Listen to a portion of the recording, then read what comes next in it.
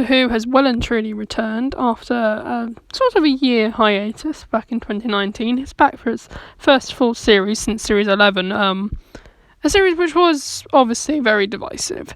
It was not seen as one of the better seasons of Doctor Who in its history, but here we are again, and Chris Chibnall is here for a second attempt, and we are now halfway through Jodie Whittaker's second season as the Doctor. And I wanted to mark that by giving you a brief overview of my thoughts, a quick bit of ratings analysis, because some interesting things have happened since Series 11, some quite notable ratings changes to talk about. But we're just talking about my general thoughts about the series so far. I do think it's a step up from Series 11. I think there's a lot of qualities about the season that I do like a lot more over Series 11. I think the sci-fi stories, for a start, are far more enjoyable than the kind of sci-fi stuff we were served in Series 11. So stories like The Woman Who Fell to Earth, Battle Around Sgrav Colossus, I think it's all far better than that. The historicals, I think...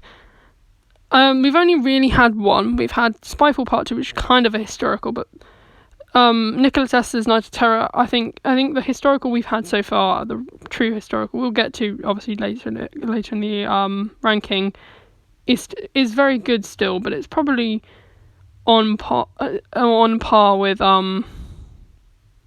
Demons of the Punjab, but we'll get to Nikola Tesla's Night of Terror later. I think the music is just as good as it's ever been, except Orphan 55, which we'll get to later. And it's generally just a step up. I think the direction's all much better. The visual effects are just as good. So nothing in terms of that area has changed, but the writing, I think, has become a lot tighter. It's become a lot more watchable, and it's become more... each week I've gotten more excited for each new episode, which is something that when I was watching Series 11 I didn't experience. I was just like, towards the end of Series 11 I was feeling, I'm just like, I just want this to be over now. But with Series 12 I'm looking forward to each new episode, which is a change that I think was needed. Now let's talk about the Doctor and her fam. This series so far has been very much about the Doctor more than the companions, to be honest, so I haven't really got much to say about the companions, except maybe Yaz. Yaz, I think, has definitely taken a step up from Series 11. I think she has a lot more to do here, but none of the companions have a lot to do at all, really. Yaz only gets a few standout scenes, particularly in Nikola Tesla's Night of Terror and in Spyfall Part 1. She doesn't really get much to do in Orphan 55, and none of the companions really have any great outstanding moments, except maybe Graham in Fugitive of the Judoon, I don't think, really. So this series is very, very much focused on the Doctor, and I do think the Doctor, Jodie Whittaker, has stepped up her game, but as I've said in the last couple of reviews for the actual episodes, I think Doctor Who Series 11 has attracted a much better guest cast than Series 11, which I thought had a very weak guest cast. But here you have actors and actresses like Goran Vishnik and Joe Martin, who were all overshadowing Jodie Whittaker, even though she is doing probably some of the best work she's done. Graham and Ryan, I don't really know why they're still here. I can get that Chris Chibnall maybe wants to keep the TARDIS team together. I don't know why, because every other time we've had a TARDIS team this big, except in the 60s, even in the 80s, they realised halfway through season 19 that it was a problem that the TARDIS was so crowded. I just don't know why Graham and Ryan are still here. I mean, Yaz I can get because she didn't do anything in Series 11, so she needs to have some growth in Series 12. But Graham and Ryan just sort of feel unnecessary, especially Graham, who just doesn't really do it much anymore. He has the odd line, but he doesn't do anything.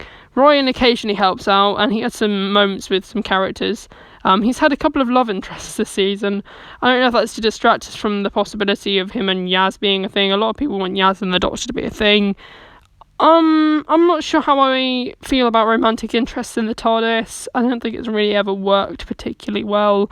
It got very complicated with Matt Smith to the point that I didn't really want them to keep on with that kind of thing, because it just got complicated and messy, and no one really knew what was happening with it. So I would rather they didn't have the romance angle. I think it worked to an extent with Rose, but I don't think the Doctor could have a love interest after Rose, if I'm honest.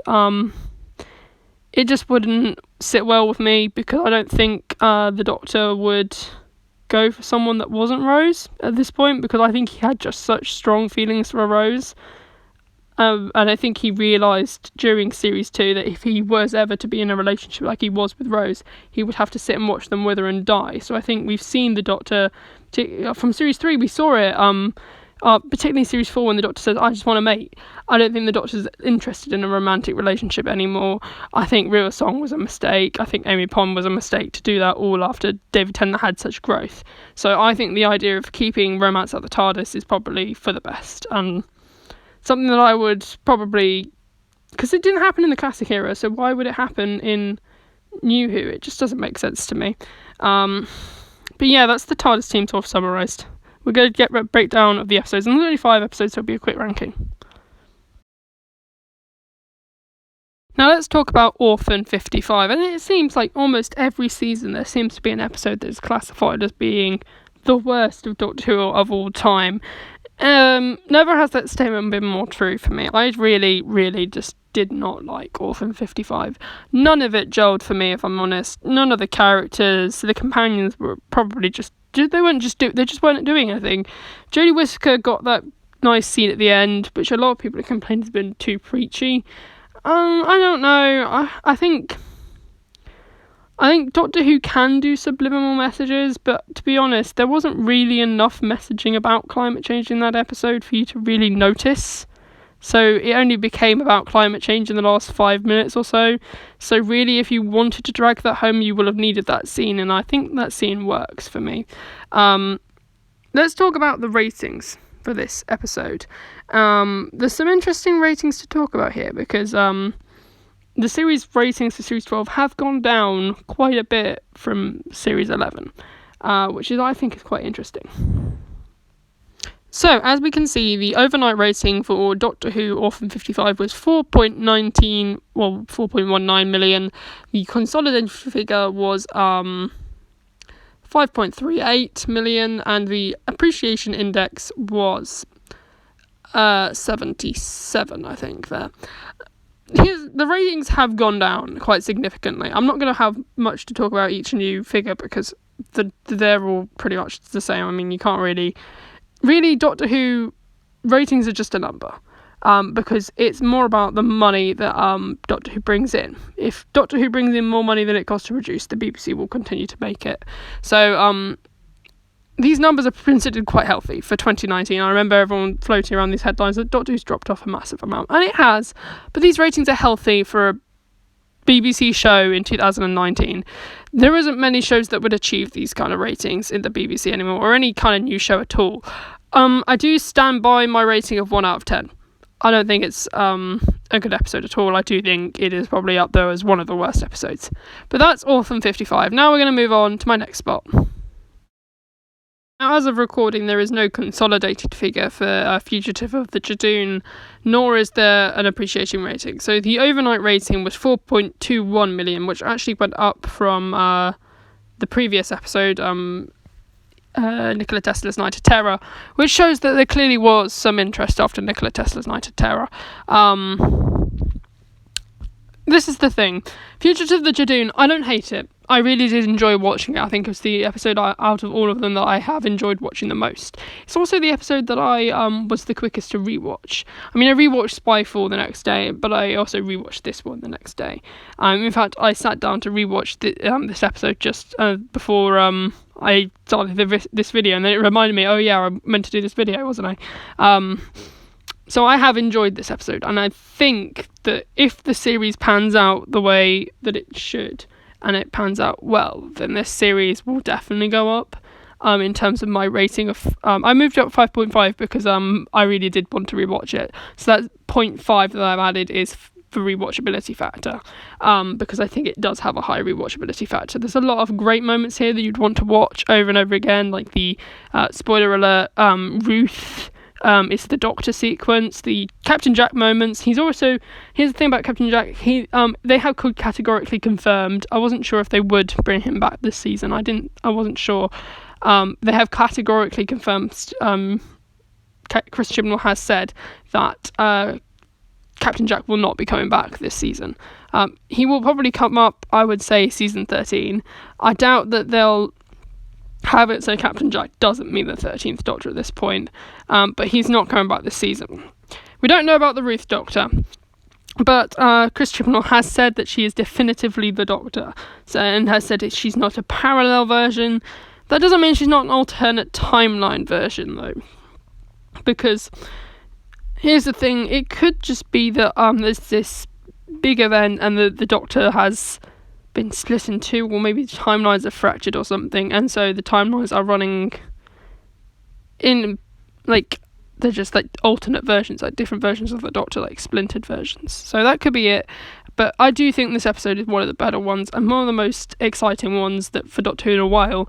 It just has to deliver with the rest of the series for me. So I left it at a 5, mainly because I wasn't sure if it would. It's not going to go any lower than a 5, because that 5 is for the pure enjoyability that I had.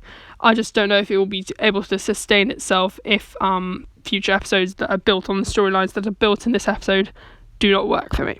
So yeah, that's my opinion on Fugitive of the Judoon. So while it's slightly lower down at the moment, it won't be probably like that forever. Now we must talk about Spyfall Part 1, the first episode of this series, which started with an overnight figure of 4.88 million and then rose to a figure of 6.89 million. Its audience appreciation index is 82. I think this series has been getting some quite a high audience appreciation index, which is quite good, to be fair. I don't know if it's really the highest it's ever been, but it tends to get reasonably high anyway, so it's not really that much of an indicator about it, but it's fun to talk about. But here's the thing about Spyfall Part 1. I do think Fugitive of the Judoon, if it delivers better, delivers on its promise, is actually better than all of these episodes, as I said, but I don't know if it can deliver, because I don't trust Chibnall. I don't think I will be able to trust Chibnall to deliver it until I have the entire series placed in front of me. So that's the main reason. It's just, I probably could put Fugitive of the Judoon at the top of this list, but I couldn't without the full story. Because this is what happened with Spyfall Part 1, is that I couldn't really judge Spyfall Part 1 until I'd seen Spyfall Part 2. And Spyfall Part 1, for me, is massively worse for me than Spyfall Part 2. I know a lot of people seem to like Spyfall Part 1 a lot more than Spyfall Part 2, but I don't. I just don't like it at all. I think it's actually quite... Well, I do like it, but I think it's quite cheesy, and I think it's a bit... I suppose it's the kind of thing you expect to go out on New Year's Day, really. It has that kind of feeling like Return of Dr. Mysterio, where it's that cheesy Doctor Who rip-off movie type thing. And it does have a good movie scale, both Spyfall parts. I'm kind of disappointed that both Daniel Barton and Stephen Fry's character, C and Daniel Barton, didn't really amount to much. I think the Master was obviously the main villain of this story, and I did appreciate his involvement. I think the idea of the Master being in a spy-esque story actually works, because he's almost like he's the ultimate villain that you would imagine in a spy movie. He's very what's the word, is it blowfish, blow something from the James Bond movies. It just works that he's in this story, because he's just such the archetypal villain, like a Moriarty villain. Like if they were to do a Sherlock ripoff, you'd expect someone like the Master to be there, because he's just the ultimate villain. So it does make sense that he does appear in this episode, and I think his performance, Sacha Dhawan and Joe Martin's, for me, is way better than Jodie Whittaker. And I guess the best villain we could draw to from her era would be Tim Shaw. I think both of them, I think it's definitely a testament to how Series 12 has improved upon a lot of the faults of Series 12, because we've got a lot stronger villains in this episode. The Kasavan are probably quite weak in comparison to the Master, but they're not the main villain. They're sort of like the pawn in the Master's plan. So I get it works. I think it does work, but I mean, it's just a massively degraded compared to the second part, which I really like, which we're going to talk about now, because it's the next item on my list. Spyfall Part 2 had an overnight rating of 4.6 million and a consolidated figure of 6.07 million. I should point out that these consolidated figures are only the 7-day figures. There haven't been any 28-day figures to come out. Also, I think 28 days is a bit of a push for me. I think you really should have a basic idea of what the number would be within a week, really. Because 28 days, you might as well extend it to half a year. And then by that point, you might as well measure every single streaming service rating in history. I mean, if you think about it, the first episode of Rose has probably been streamed more times than we could probably count. So really, we should just be counting the 7-day figure. I don't get why people are talking about 28-day figures all of a sudden. They didn't do it before Series 10, I don't think, but is a thing now, but the 28-day figures do give it a bit of a boost. I mean, but yeah, the appreciation index is exactly the same at 82, and my rating is 8 out of 10. I did slightly bump up Spyfall Part 1 because I do think it's actually more rewatchable than Spyfall Part 2. Spyfall Part 1 has the advantage of being the first new Doctor Who episode for a while, so I did rewatch it a couple more times than I probably would any usual episode during a new season of Doctor Who. That's just the way I work, because I always do that with any season premiere of any season. I lost count of how many times I watched The Magician's Apprentice, the first part, and now I kind of don't really see it as being a particularly good episode. But Spyfall Part 2 doesn't have a great rewatchability factor, but I do like it a lot. I think it's like Nikola Tesla's Night of Terror, we'll get to in a minute, in the sense that they're both better than the other episodes, but they're the kind of stories you can only really watch once and really enjoy them, because otherwise you're watching these episodes and there isn't anything to keep your mind at bay, because they are quite slow stories, but they want to keep your attention throughout that first sitting. Whereas when you've watched the first part, you don't know the conclusion. Well, you know the conclusion, but it's not, you're not going to get within that episode. Whereas here, you can't really watch it out of context with the first part, because otherwise it doesn't make sense. So that's another thing. Nikola Tesla's Night of Terror is a different thing altogether, which we'll get to in a minute, because I really like Nikola Tesla's Night of Terror. I just love historicals. But yeah, I think the whole thing with Ada Lovelace and Nuanya Khan still holds up. It all holds up to me. But I don't think it's as rewatchable, which is why I haven't maybe bumped up that, whereas I have Spyfall Part 1. So yeah, let's get on to the final of the 5 in my current ranking of the series so far. Let's talk about Nikola Tesla's Night of Terror. It has a lower appreciation index at 79, which is quite disappointing for me, because I think this episode is the best in the bunch. I'm a sucker for historicals. I made this very clear during Series 11. I think the historicals are the best. This episode draws strong parallels to Vincent and the Doctor, I think. Obviously, the whole maybe historical figure that wasn't necessarily appreciated at the time, but would later on grow to be important.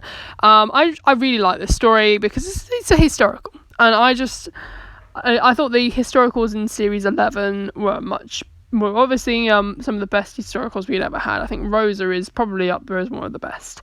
That's my personal opinion.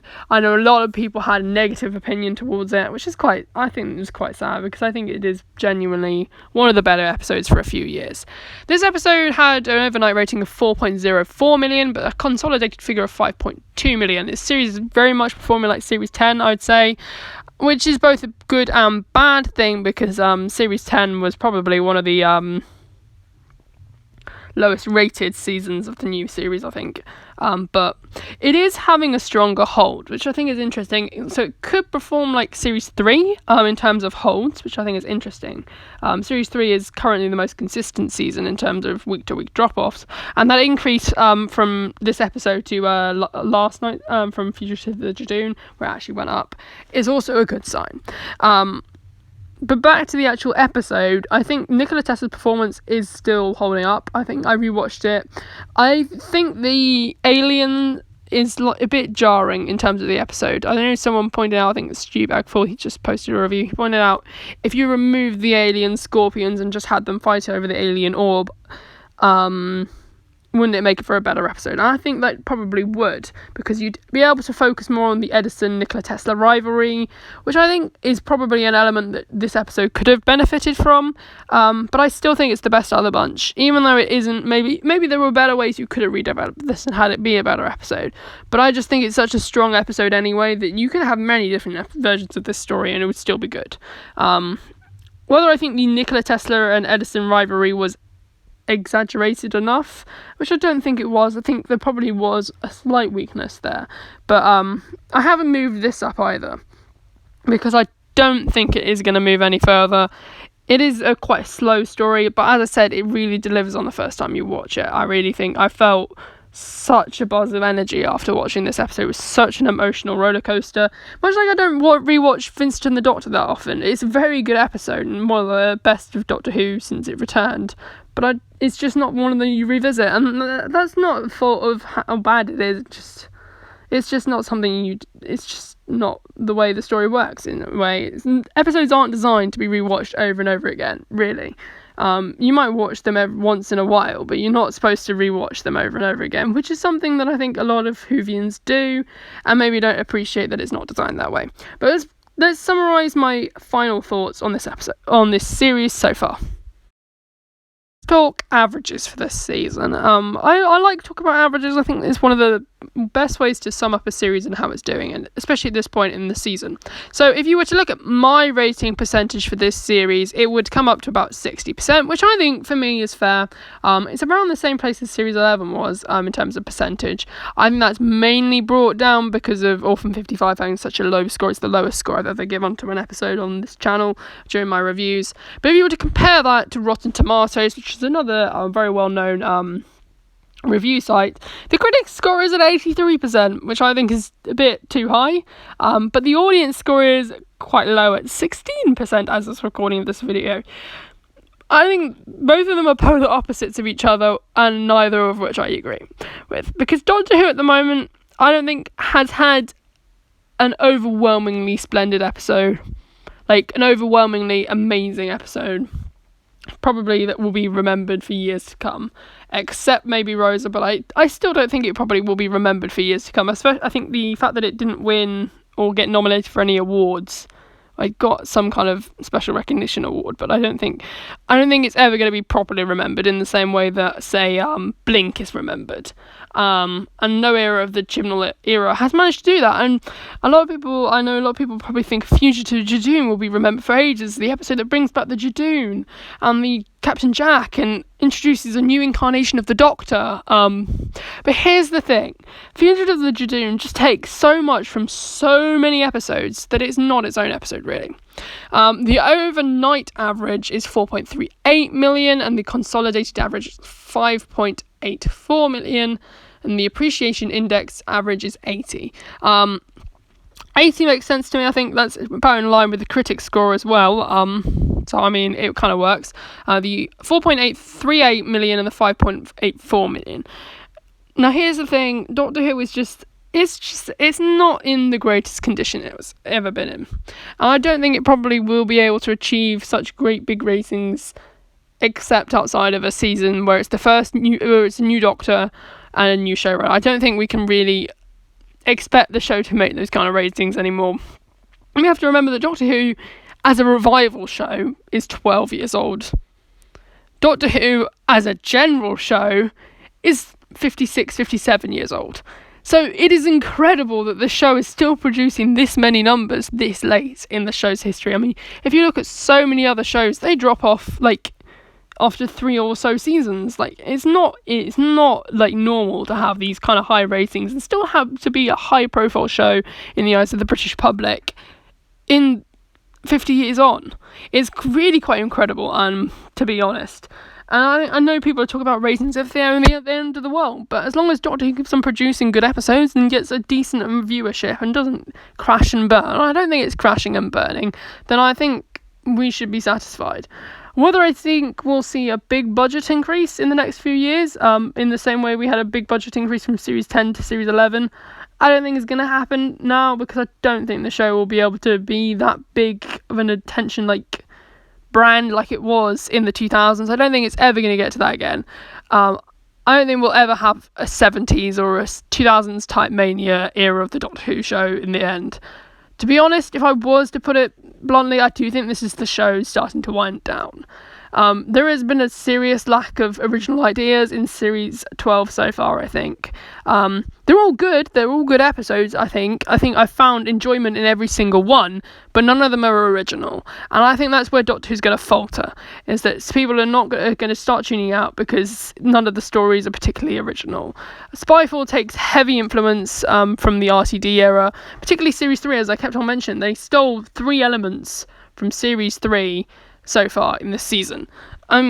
It's quite dramatic. And if you think about Orphan 55, I believe Stewbag 4 also pointed out that it's a lot like lots of classic Who episodes like Paradise Towers, which I also agree with. I think that's a fair point. And of course, Nikola Tesla's Night of Terror borrows a lot from Vincent and the Doctor, I'd argue, as well. So each episode doesn't feel as original. Doctor Who hasn't done anything uniquely original, really, since Blink, to be honest. Since the RTD era. I mean, well, Stephen Moffat had a few original ideas, but really, Doctor Who can't really be big anymore because it's not going to be original anymore. And Doctor Who's always been derivative, but never to the point that I think it is this season. And that's the problem that I think I will have with season 12 when all's said and done, is that it's still enjoyable and it's still great fun, but it's incredibly derivative. So while I will probably enjoy this season a lot more than series 12, I think it's a point to bear in mind that it is more of the same.